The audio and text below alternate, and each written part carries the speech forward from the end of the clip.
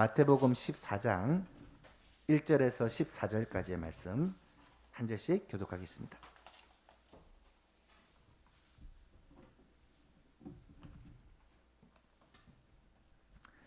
그때에 분봉왕 헤롯이 예수의 소문을 듣고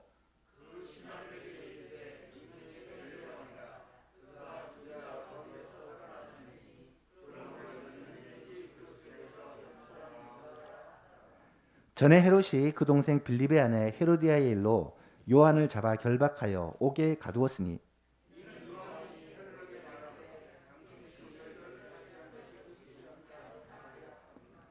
헤롯이 요한을 죽이려 하되 무리가 그를 선지자로 여김으로 그들을 두려워하더니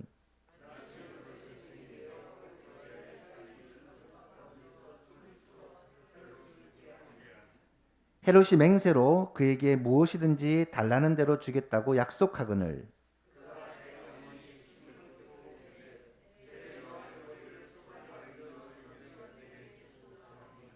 왕이 근심하나 자기가 맹세한 것과 그 함께 앉은 사람들 때문에 주라 명하고 그 머리를 소반에 얹어서 그 소녀에게 주니 그가 자기 어머니에게로 가져가니라.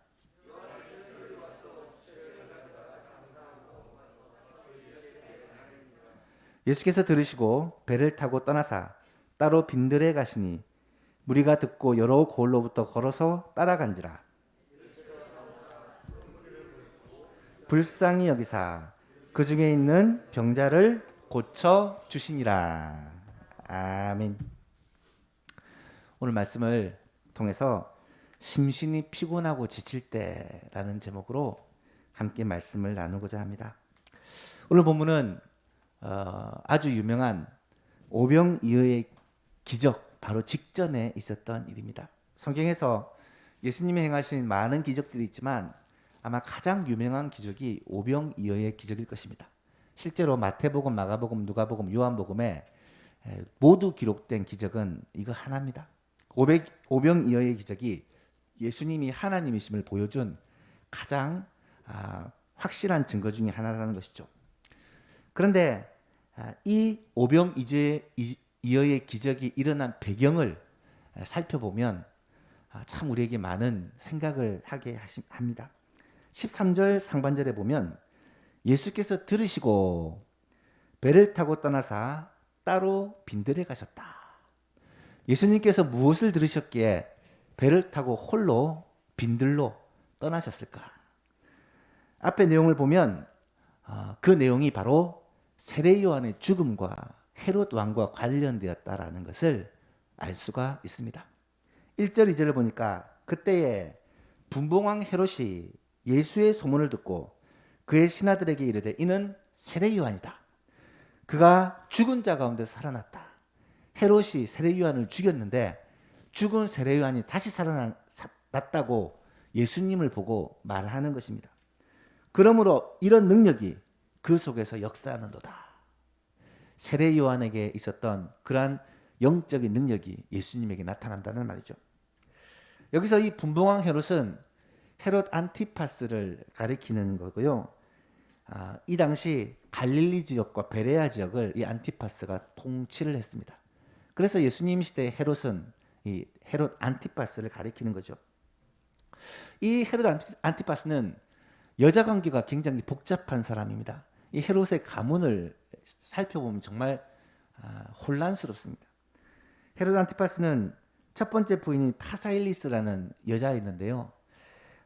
어쩌다 보니까 이복형이었던 이 헤롯의 형이었던 헤롯 빌립의 아내 헤로디아와 눈이 맞은 겁니다. 그래서 헤롯 안티파스도 자신의 아내를 버리고 이혼하고 또 헤롯 빌립도 이 헤로디아와 이혼을 해서 각각 이혼한 후에 이 두 사람이 만나서 결혼을 한 겁니다. 이 일에 대해서 도덕적으로 매우 심각한 문제가 있다라는 것을 모두가 알고 있었고 특별히 세례 요한은 이것에 대해서 직접적으로 왕에게 잘못되었다고 직언을 합니다. 세례 요한의 이 영향력이 엄청났기 때문에 이 이야기를 들은 헤롯 안티파스와 또 헤로디아는 이 세례 요한을 죽이려고 이를 갈고 있습니다. 그를 잡아서 옥에 가두었지만 사람들이 이 세례 요한을 선지자라고 여기기 때문에 함부로 죽이지 못하고 있었습니다. 그런데 마침 기회가 온 것입니다. 헤롯의 생일 때 헤로디아의 딸인 살로메가 춤을 추어서 왕을 기쁘게 하니까 헤롯이 내가 무엇을 구하든지 이 나라의 절반이라도 떼어서 주겠다고 큰 소리를 칩니다. 그랬더니 이 헤로디아의 딸 살로메가 뭐라고 얘기를 하냐면 세례 요한의 머리를 소반에 담아서 내게 주십시오. 당시 10대의 어린 소녀가 그런 얘기를 한 겁니다. 헤롯은 자신이 공언한 말이 있었기 때문에 하는 수 없이 세례 요한의 목을 베어 오라고 명령했고 옥에 갇혀있던 세례 요한은 그때 죽임을 당하게 되었습니다. 요한의 제자들은 세례 요한의 시체를 장사를 하고 이 소식이 예수님에게까지 들렸습니다. 13절에 그 소식을 듣고 바로 예수님이 세례 요한의 죽음에 관한 소식, 헤롯과 헤로디아의 일로 말미암아 세례 요한이 죽음을 당한 소식을 들었고, 여러분 예수님의 입장에서 한번 생각을 해보십시오. 세례 요한이 어떤 사람입니까? 우리가 말라기서를 부흥사경기 때 살펴보면서 아버지의 마음을 아들에게로, 자식들의 마음을 아버지께로 돌이키기 위해 너무 멀어졌던 그 마음을 회복시켜서 메시아를 맞이할 준비를 하기 위해 하나님께서 메시아에 앞서 6개월 앞서 보내신 사람이 누구냐? 그게 선지자 엘리야, 세례 요한이라는 거예요. 세례 요한은 400년 동안 멈춰 있었던 계시를 회개하라 천국이 가까웠느니라 처음 터뜨린 그러한 선지자입니다. 그는 예수님이 오실 길을 예비하고 예수님을 대중 앞에 소개했던 사람입니다. 심지어 예수님에게 직접 세례를 주기도 했던 분입니다. 예수님은 세례 요한을 가르쳐 뭐라고 말합니까?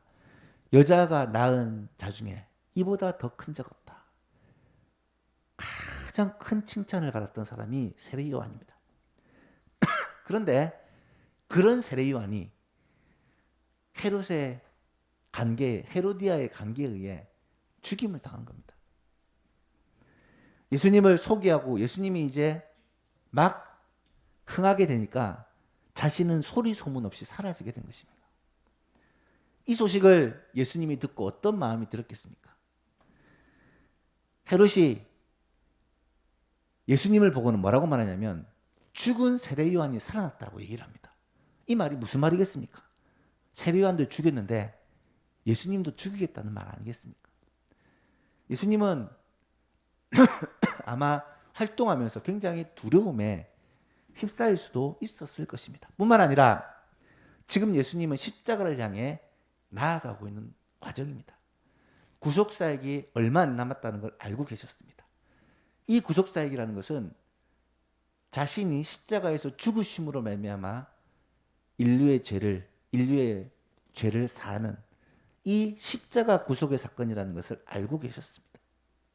이를 위해서는 자신의 고통과 죽음이 따라야 된다는 사실을 알고 있는데 그 죽음이 얼마 남지 않았다는 사실을 직감하게 된 것입니다.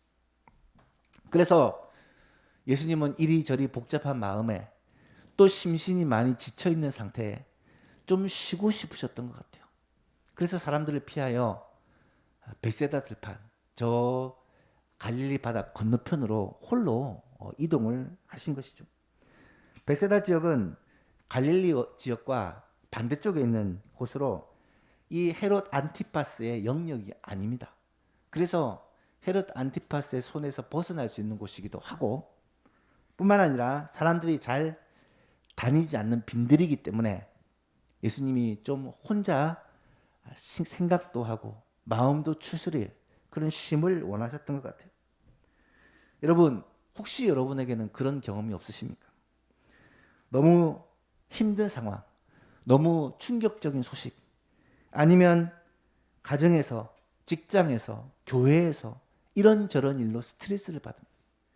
때로는 빡빡한 일정 때문에 좀 숨 돌릴 틈을 얻고 싶어서 쉼이 필요한 분이 있지는 않으십니까?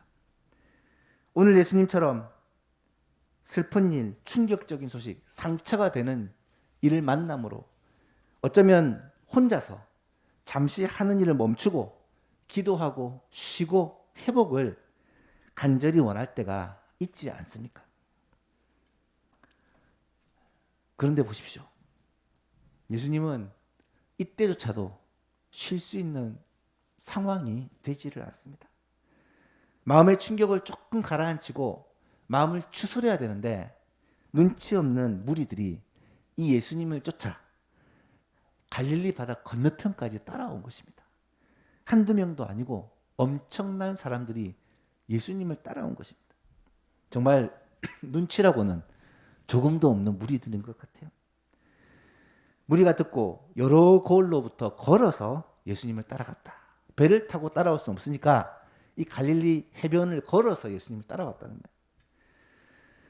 여러분, 순간적인 갈등이 왜 없었겠습니까? 예수님도 그렇게 자신을 따르는 무리들에게 지금 내가 좀 혼자 있고 싶으니까 돌아가 주십시오. 왜 말하고 싶지 않았겠습니까? 좀 양해를 구하고 하루 이틀, 한 일주일만이라도 휴가를 달라고 왜 말하고 싶지 않으셨겠습니까?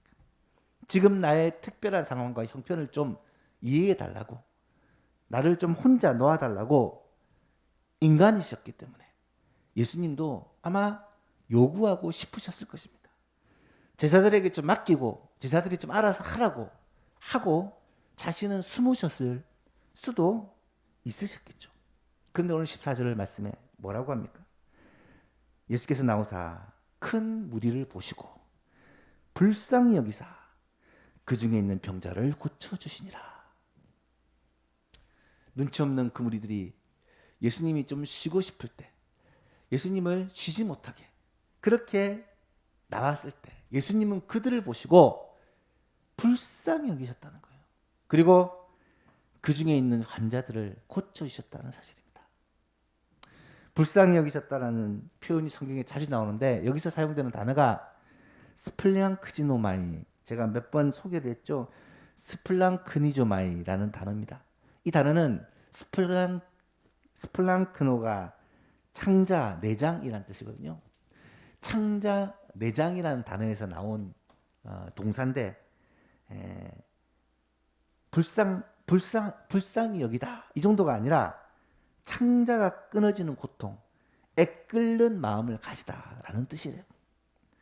예수님은 무리들을 향해서 정말 창자가 끊어지다 애끓는 마음들을 느꼈다는 것입니다. 그들의 영혼을 불쌍히 여기셨다는 것.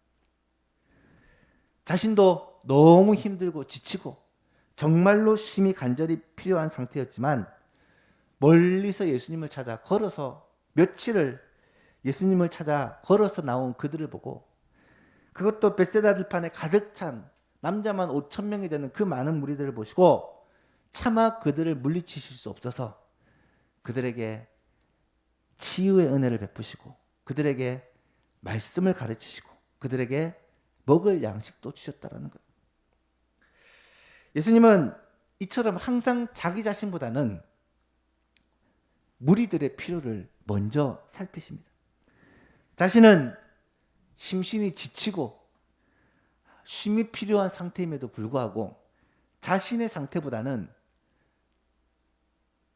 자신에게 찾아온 그 무리들의 상태를 먼저 바라보셨다는 거예요. 하나님 아버지의 마음으로, 부모의 심령으로 그 영혼들을 불쌍히 여기셨다는 것입니다.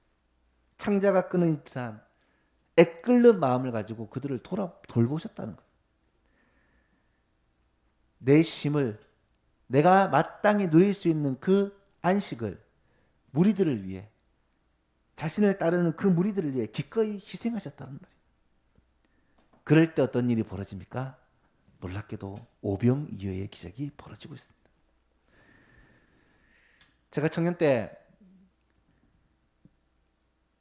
젊은 목사님들이 참 많은 그런 집회를 하는 가운데 한 목사님에게서 이런 설교를 들었던 기억이 납니다. 하나님의 시험과 훈련은 하나님의 대학과 같다는 거예요. 대학은 입학이 있고 졸업이 있고 1학년 있고 2학년 있고 3학년 있고 4학년 있잖아요. 마찬가지로 하나님도 우리를 시험하시거나 때로는 우리에게 고난을 주시거나 우리들을 훈련 가운데 놔두실 때 끝도 없이 평생 고생만 하다가 가는 게 아니라는 거예요. 입학이 있으면 졸업이 있고 시작이 있으면 끝이 있다는 것입니다. 무슨 말이냐? 하나님은 우리를 골탕 먹이시려는 목표를 가지고 우리를 고난을 주는 게 아니라 우리를 다듬고 훈련시켜서 하나님의 뜻을 위해 사용하시려고 우리에게 고난을 주신다는 거예요. 빨리 자라고 빨리 성숙하기를 기다리고 계신다는 거예요. 여러분, 배움 자체에도 가치가 있지만 대학을 다니는 이유는 배워서 써먹기 위해, 쓰기 위해 학교를 다니잖아요. 하나님도 우리를 잘 훈련시켜서 하나님 나라와 그의 영광을 위해 사용하기 위해 우리를 훈련시키신다는 거예요. 여러분, 혹시 하나님의 훈련 가운데 있는 분들이 계십니까? 우리의 삶에 정말 힘들고 어려운 시험 속에 있는 분이 계십니까? 심신이 피곤하고 지쳐있는 분이 계십니까? 설상가상이라고 어려움이 계속해서 겹쳐서 찾아오는 분이 계십니까? 육체의 연약함을 경험하는 분들이 계십니까? 마음의 두려움을 겪고 계신 분이 계십니까? 환경과 상황이 너무 힘들어서 어떻게 하면 이것을 벗어날까 고민하고 계신 분이 계시진 않습니까? 여러분, 이럴 때는 언제냐면 하나님의 훈련 대학 가운데 들어와 있을 때입니다. 이때는 우리가 믿음을 가지고 하나님께 대한 신뢰를 가지고 버텨야 될 때예요. 인내해야 될 때입니다. 힘들고 어렵더라도 인내하고 믿음으로 버틸 때 여러분, 이 고난의 끝이 있다는 거예요. 이 고난에는 끝이 있다는 거예요.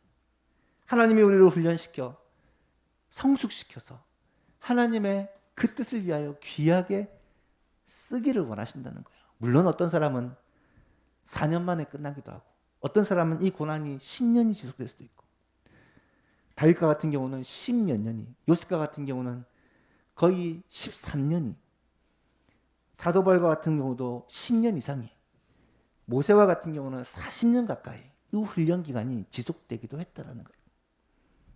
그러나 이런 훈련을 통해 우리가 성숙하고 나면 하나님은 우리를 통해 하나님의 선하신 뜻을 이루는 귀한 일에 사용하시기를 원하신다는 것입니다.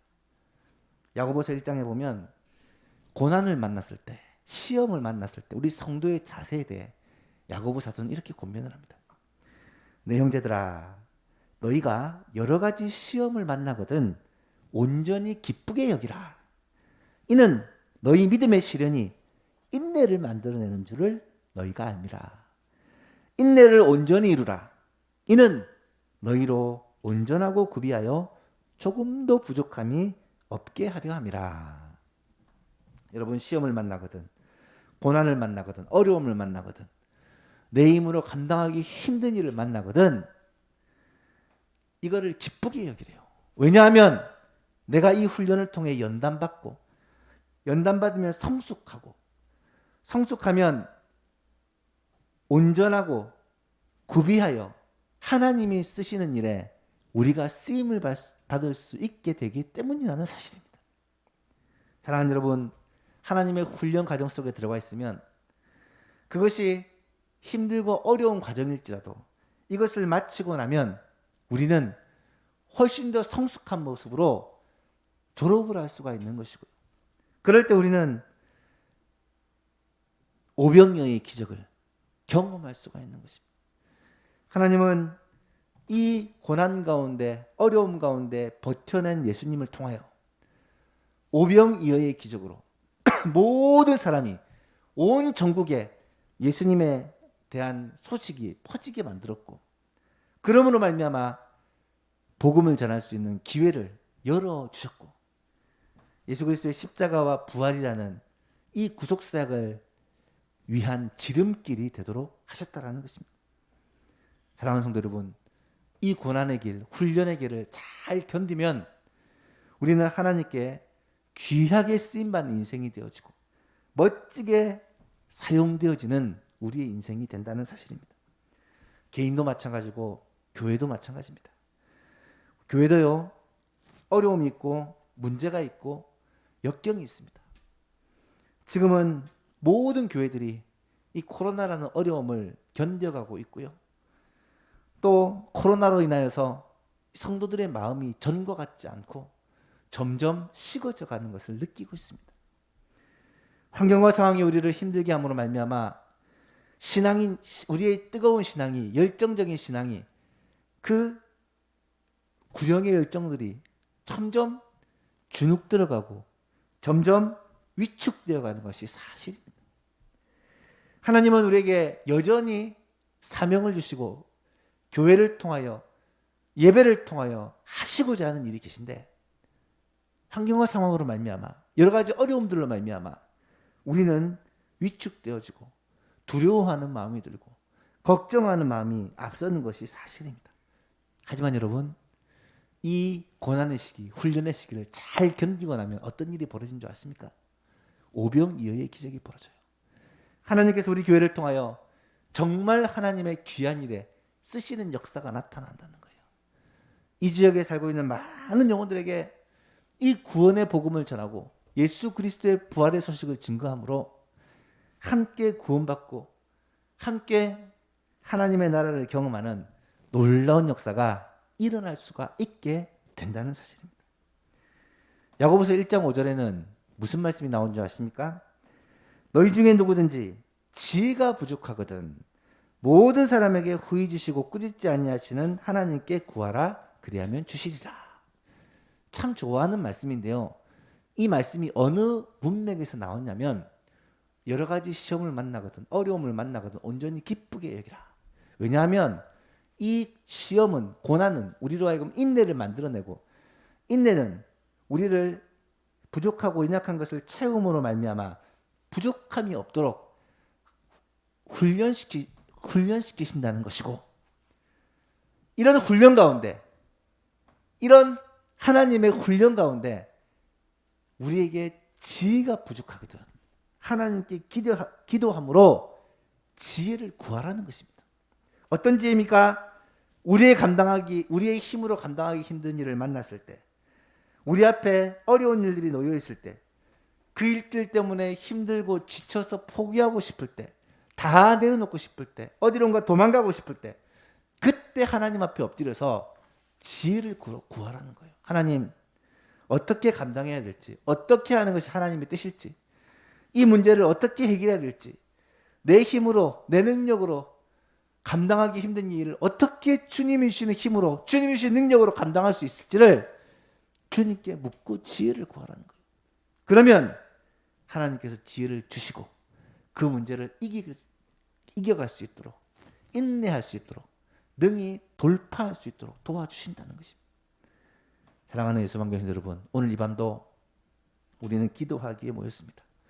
분명히 여러분의 개인적인 문제가 있을 것이고요, 가정에 문제가 있을 것입니다.